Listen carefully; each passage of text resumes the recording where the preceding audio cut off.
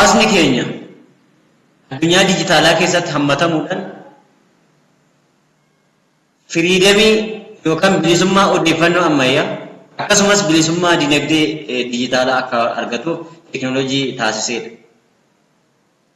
Nama sababeeffachuuf teknooloojiin kun yookaan kaampaaniin kun teknooloojiiwwan gurguddoo misoomsee kan dhufe yoo ta'u, isaawwan keessaa teknooloojiiwwan rakkoowwan ammaa kana keessaa nu baasuu danda'an tokkoon tokkoon ni ilaallaa jechuudha. Walumaan ilaalaa deeraa ibsi gabaabaan PowerPoint muraasni qophaa'eetu jira. Innis CPC Cloud short training notice akkasumas garee network marketing keenyaaf hawaasa keenyaaf akkasumas namoota teknooloojiin isaan barbaachisan hundumaaf kan oolu jechuudha. Akka introductionitti TPC Cloud is a cloud platform that uses simple binary coded terminal. To access a module, each module is triggered by a short numeric code referred to as a binary code in this notice. This notice explains the command task the user needs to master. Waan jedhu kana jechuun maal jechuudha? Siistama isa fayyadu yookaan namni sooftiweerii isa fayyadu terminaala dhaabbatichaa yookaan kilaawudii dhaabbatichaa argataa jiru. Sooftiweeriin kun yookaan siistamni tun takkaan ishii koodii mataa ishee danda'e qabdi. Koodii sana gara terminaalaa erguudhaan terminaala irratti barreessuudhaan kanaa booda tajaajila barbaadu sana argataa jechuudha. Fakkeenyaaf tokkoffaa irratti tajaajiloota yeroo ammaatiif rakkooleen hawaasa kanaa hin hiika. Faayidaa guddaa faayidaa hammanan jedhamne hawaasa kanaa hin fide kan jedhame keessaa tokko basic computer skill akkasumas social activity keessaati immoo kireessuu fi kireeffachuu rakkoolee hawaasa dinagdee keessattuu magaalota keessa ture namni tokko mana kireeffachuuf dallaadhaaf yookaan baasii garaagaraa baasii guddaa baasaa oolu haala salphaadhaan akkaataa itti argachuu danda'u qaamni lama inni kireessuu fi inni kireeffatu argachuu kan danda'u siistama dhimma kanarratti hojjechuu fi danda'u jechuudha. Innis terminaal koodii yookaan baayinar koodii lakkoofsa 26 fi 25 irratti irraa kan argannu jechuudha gara terminaala keessa seenne ilaala. Start by entering for in the terminal to access registration, login, creation and editing. Akkuma gara terminaalaa seenneeni maal goona lakkoofsa 4 ni galchinaa jechuudha. Lakkoofsa 4 ni galchina. Yeroo itti aanu keessatti ni ilaalla. Yeroo itti aanu keessatti bal'inaan ni ilaalla. Amma training isaati kan inni isin barsiisaatii jiru PowerPoint kootirraa jechuudha. Asda achumaani steepiiwwan kana ni hordofaa jechuudha. Register the code. Jalqaba terminaala keenya yookaan DIMN isa jennu san digital identity management network yookaan module network kan tanaan dura irratti viidiyoo isin hojjedhe sana ni gasha. Kaampaanii keenyarra yookaan ejentii keenyarra kaardii sana yookaan lakkoofsa sana ni bitattu. Lakkoofsa sana erga bitattanii booda lakkoofsa digiitii 9 si kennama. Isaan gara terminaala keessaa seentu jechuudha. Isaan gara terminaala keessaa erga seentanii lakkoofsa 4 iddoo isaatti jedhu irratti ni barreeffattu. Kanaa booda immoo register kan jedhu ni tuqxu provide full name register to'atanii maqaa guutuu emailii passwordii kanaa booda submit ni gootu. Itti aansee erga kana fixxanii booda steepii lammaffaa irratti maal hojjenna?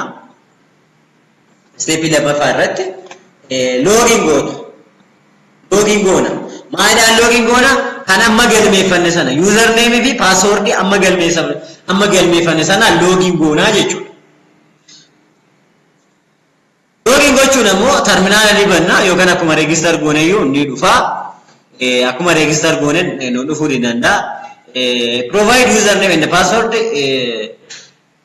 username fi password keenya ni galchina. Sanaa booda maal gochuu dandeenya? Dashboard yookaan gara basic computer skill itti barreessinu akkasumas waan garaagaraa irratti hojjennu sana biranii dhagnaa jechuudha. Itaane create new file faayila qabnu waan ta'eef create new file erga create new file jennee booda faayila keenya edit ni godhan. Fakkeenyaaf xalayaa qopheessuu dandeenya, riipoortii qopheessuu dandeenya, agriimentii garaagaraa qopheessuu dandeenya, yaadannoo garaagaraa barreessuu dandeenya, beeksisa garaagaraa hojjechuu dandeenya. waan kana waan kompiitara irratti hojjechuu dandeenyu waan barreeffamaa wal qabatu kompiitara irratti hojjechuu dandeenyu fakkeenya keessattuu biiroo keessatti waan hojjetamuu danda'u sana maal godhu jechuudha haala salphaadhaan asii jalatti bilbila keenyaanis kompiitara keenyaanis televezyiina keenyaanis waan hojjechuu dandeenyu jechuudha. TPC'n immoo deegginnatiin isaa meeshaalee elektirooniksii hunda maal godhe seentaraalii godhe operating systemii tokko hojjeteefi jechuudha. maal godhe la kompiitar la silk la TV እና ለተለያየ ስክሪን ያለው እቃዎች እንዳለ አንድ ኦፕሬቲንግ ሲስተም ሰርተናል። እኛ ልዩ ያደረገን ይሄ ነው። አንዱ ልዩ ያደረገን ይሄ ነው። አዱኛ ከም ከሰትዩ ኦፕሬቲንግ ሲስተም ይተኮን ሲስተም ዲጂታል ከሚነትዩ ወንገር ኢነርጌ አማገሩ አርገቴ አርገቴ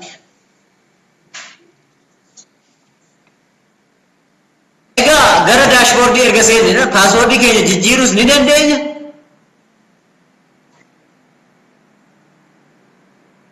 ilaalla jechuudha itti dhufne akkamitti akka jijjiirru inni kun practiceedhaan adeemne inni sadaffaan ammas under basic computer skill maal ilaalla agreement management maal jedhee seetu bara durish CPC ni dhufini yookaan teknooloojiin dijitaalaa kun dhufini haatu ture agreementii godhan ammallee ta'aa jira jedha dhagee baala erga kana dhageessanii fi teknooloojii kanatti fayyadamu erga jalqabdanii booda wanti isin argattan bara durii agreementii dijitaalaa waraqataan waan bituus haa ta'u gurguruus haa ta'u kireessuus haa ta'u dhimma kamiiniyyuu maal godha waraqaadhaan barreessinee ta'ee waraqata saafaan ini entina ada masaja menamen ibadat indalama kana bechaze berade gala kunimbada mataan saya kosida nimbada pun kanimbada mo digital system ini yo ke online ini yo kawanne yo amma alota kenya rata derbum berbahasa jiratanan tidak himbadu jechu bayya askarami tu uga bayya askarami da bayya teknoloji baay'ee addate rakkoo waasdinagdee hiiknee jirra gaafa jennu beeksisuuf yookaan gabaarratti obbaan isinitti fakkaataa ta'e reyaalitii jiruun isinitti maanyaadha. Reyaalitii jiruun isinitti rakkoo waasdinagdee amma dubbachuu dandeenyu olitti furuu dandeenyeera. Magaalaa keenya magaalaa yeroo jalqabaatiif qabeenya dijitaalaa gara ikoonomiitti jijjiirratti gochuu dandeenyeera. Eeyyan dandeenya. Inni babakkulee ibdassataadha. Ani magama kootin nangammad ani bangammad magalli ko teknoloji digital argatteetti magalli ko rakkoo keessa rakkoo dinagdee keessa rakkoo bulchiinsa gaarii keessa rakkoo informationii bal'aa dhabuu keessa rakkoo maali keessa sirna duubattafaa keessa gaafa ከዚህ በላይ የሚያስደስተኝ ምን አለች ተደሰቱ እንጂ jalatti agreement wangone ilaalachus ni dandeenya wanuma nama seen jedhe kana kodi 25 fi 26 adras ni kaase kodi 25 fi terminal isas adeemsa tokko seentu jamara kaardii keessanirra iskaanni godhattu lakkoofsa digital identity module nambarii keessan digashitu erga isa gashitanii booda lakkoofsa 25 caaltu upload property for it wanta kireessuu barbaadan sana maqaa isaa iddoo itti argamu suuraa isaa wajjin siisteemarra ni kaawwattu jechuudha. lakkoofsa 25 jalarratti immoo wanti isin kaawwattan kun lakkoofsa 26 jalatti isin mul'atu. namni kireeffachuu barbaadu immoo lakkoofsa 26 jala galee maal godha hin barbaada kan isaaf ta'u jechuudha. Haaluma salphaan iloo abbaa baluu otoo hin jedhin aloo dallaalaa otoo hin jedhin otoo mana isteeshinarii deemtanii waraqaa hin maxxansin bilbila harka keessaniitiin maal gochuu dandeessu kireessuu fi kireeffachuu dandeessu jechuudha. Egaa informationii mana keessanii lakkoofsa 26 jalatti erga argate akkam godhare dursa isin 25 irratti yogguu informationii mana keessanii yookaan mana isaa ta'u waan biraa saas haa ta'u wanni kireessitan informationii sana yoo keessan siistemni fudhachuu baachuu isaa koodii isinii kenna. koodii baay'ee qubee fi lakkoofsa wal keessa makame sana hin qabatu yookaan iskiriinshuutii godhatanii jechuun suuraa kaafatanii yookaan yaadannootti qabatanii ni keessu jechuudha. Inni maaliif isin fayyada? Gaafa gabaa argattan gaafa qabeenyi keessa sun gabaarra isinii oole yookaan gaafa kireeffatu argame isin qunname kireeffameera jedhee siistamni namni biraatiin akka hin kireeffamne akka godhuuf. Maal gootu? Ayidii qabattan isinitti hima isinitti agarsiisa. Sagantaa itti aanu keessatti akkamitti akka fayyadamu tokkoon isaanii ilaalla waan ta'eef akkamitti akka fayyadamu maal goona ni ilaallaa jechuudha. Amma asumaan naa qabattani. Itti aansee koodii 38 fi 39 waa'ee personal brandingiiti. Kana jechuun maal jechuudha? Yeroo ammaa kana ilaalaa wayi barattanii teessu ta'a. Wayi ogummaa adda ta'e qabatanii teessu ta'a. Wayi wantoota biroos qabatanii teessu ta'a. Garuu eenyutu sin beeka? Namni kana bara dijitaalaa keessatti namni ati qabatin jettee amma barbaadde beeki amma barbaadde qabaatu piroodaaktii fi amma barbaadde eenyumaa piroodaaktii fi ta'e information dijitaalaa yoo hin qabaanne si fayyadu yaa hawaasa koo jaalalli koo. Hubatti hafummaan keenya arsaa diinagdee hamaa akka nu kafalchiise hubattanii. Teknoolojii dijitaalaa kana keessa seenuu akka barbaadanii akka dandeessan beeka. Salphaa waan ta'eef salphaa biyya keessatti hojjetame. Industirii biyya keenyaatti ijoollee keenyatu hojjete. Ijoollee keenya gaafa hojjetan immoo maal godhan? Haala qabatamaa rakkoo kee hunda xiinxalanii waan hojjetanii fi akkaatee sin dhimnee fi afaan keetiin akka itti walii galtutti waan hojjetaniif. Nuti immoo garaan itti fayyadamuun nurra jiraata jechuudha. Personal branding an software engineer yoo ta'e yookaan kontiraaktara yoo ta'e yookaan anaasiidha yookaan waan barbaadeen hojjedha yoo ta'e biizinasii murteessaa fi ana jijjiiru keessa galuudhaaf gabaa bal'aa keessatti obbaasee argamuu qaba. Tooftaan gabaa bal'aatitti itti obbaasanii argamu immoo digital system. Marree dhaabbanni keenya dhaabbanni ajaa'iba. City processor computing nuuf qopheesse.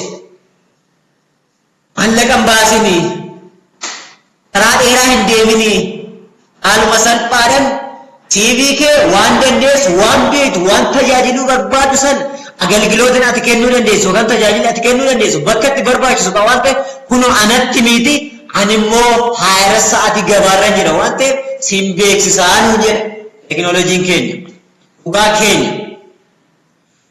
Anuma wal fakkaatuun lakkoofsa 39 yookaan koodii 39 jalatti immoo namoota barbaadu hojiidha barbaadna ta'uu danda'a. Banyaa taanee kana anaasii barbaadna ta'uu danda'a. Banyaa taanee wayi anaasii barbaadna ta'uu danda'a jedhe. Hoteela qabaannetti hoteela keessa nama hojjetu barbaadna ta'uu danda'a.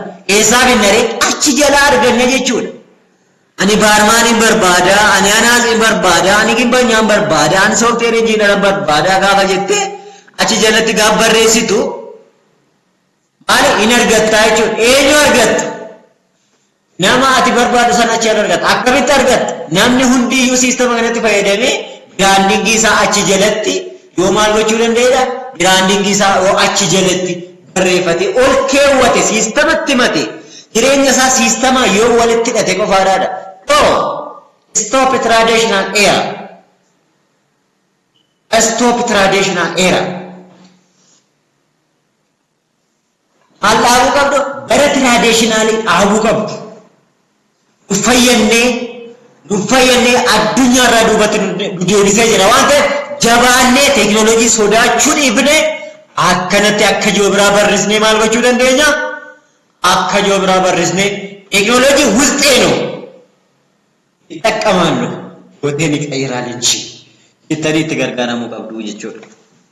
Odii 38 kana yoo ta'u ammas sisteemonni baay'ee faayidaa qabeessa nu taasisan short job application hojii gabaabaa sisteematti muufi hojii keenya san namni argee akka apply nu godhuu fi hojjetaa akka barbaannu in second hojjetaa guyyaa yoo taate naannoo Sillaasee yookaan naannoo Kaajimaa dhaabbachuu dhiista boru laata. qorra keessa dhaabbachuun istee maluma keetti hojii barbaaddattee dhaabbee hojii kee keessa qubatta.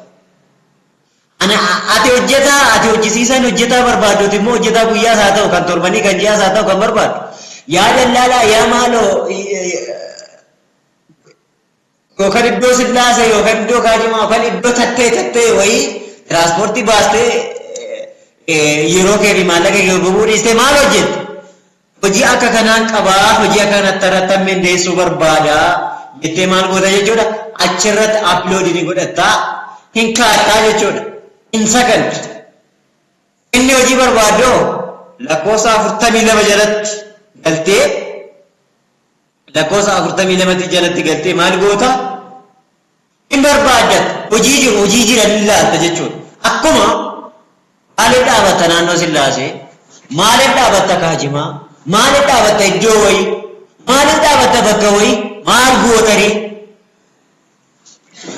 qocciyyaal silkaallaa አይደለ ስልክ ላይ ካለለስ ምናልባት ግርገንዶ ስልክ ካለስ ወደኛ ጉረቤት ካለ ግን የሆነ ሰው ጋር አለ ይንታችን አለ የትገኘ ጅራ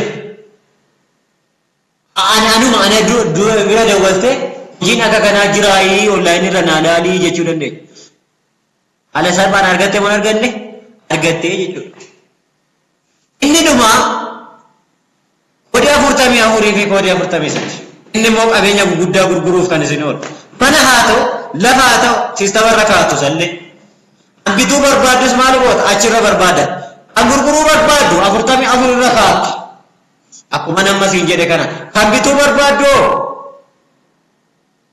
43 jala barbaada mana akkamii barbaada lafa akkamii barbaada makiina akkamii barbaada kan akkamiitu moojee amma raajiidhaafis kan jiran keessa ilaalte kallattii wal qunnamtee bitu. तो टेक्नोलॉजी जिरू बल्लानुमान asirratti maaliif nu fe'ame ቴክኖሎጂ እያለ 21ኛ ክፍለ ዘመን ውስጥ አራዲክ tokkoffaa keessa daalattus jibbitus jireenya kee jijjiiruu kan danda'u ቴክኖሎጂ fi ቴክኖሎጂ qofa qotiyyoodha qotaa isa tiraaktaraa qotu duukaa dorgomuu hin dandeessu. Farda yaabbattee deeme isa xiyyaaran deemu duukaa dorgomuu hin dandeessu. Yaa saba kan addanaa baafadha. Keessattuu iddaan inni dhumaa an dargaggoota keenyaaf dabarsuu barbaadu ቴክኖሎጂin dhugatee deemeera. ቴክኖሎጂin dhugatee waan deemeef akkamuudhaaf immoo irra haa tarkaanfannu duukaa yaa hojjennuun dhaamsa kootti. Haruma kanaan ergaa gabaabaan isin dabarsuu barbaadu abbanni teeknooloojii City Processor Computing network marketing cimaa hundeessuu waan barbaaduuf namoota dandeettii communicationii olaanaa qaban yookaan akkasumas immoo digital skillii guddaa qaban gummeessinee hojiitti galchuu ni barbaada. Akkasumas barnoota ammayyaa daangaa hin qabne basic computer skill irraa kaasee haga siistama digitaalaa gurguddaatti leenjisuudhaan akkasumas immoo kana bira dabarsnees ijoolleen keenya software engineering irratti hirmaatanii namoota kalaqaa akka ta'aniif kanaa boodas siistamoota hawaasa isaaniitti rakkoo irraa baraaruu danda'an akka uumaniif sagantaa koodingiis ni qabna barsiisuu ni dandeenya. Abbanni keenya walitti hidhamiinsa uumuudhaan hojjechuu kan barbaadu yoo ta'u dhaabbilee mootummaa fi akkasumas dhaabbilee dhuunfaa magaalaa keenya keessa jiran suppermaarkeettii manneen daldalaa xixiqqaa akka gurguddaatti industirii oomishaa magaalaa keenya keessa seektaroota mootummaa hunduma wajjiniin hojjechuu ni barbaaddi. Gate guddina magaalaa keenyaaf gahee olaanaa ni taphata. Isinoo maal gootu? Guddina biyya tokkoo keessaa namni tokko akkuma sheera qooda guddaa qabu, kufaatee biyya tokkoo keessaas qooda guddaa qabu. Harree magaalaa keenya keessatti teeknooloojii sadarkaa olaanaa ta'e lafa qabsiisuudhaan hawaasa keenya dubartii fi cabinsa dinagdee irraa haa baraaruun dhaamsa kootti ulfaadhaa.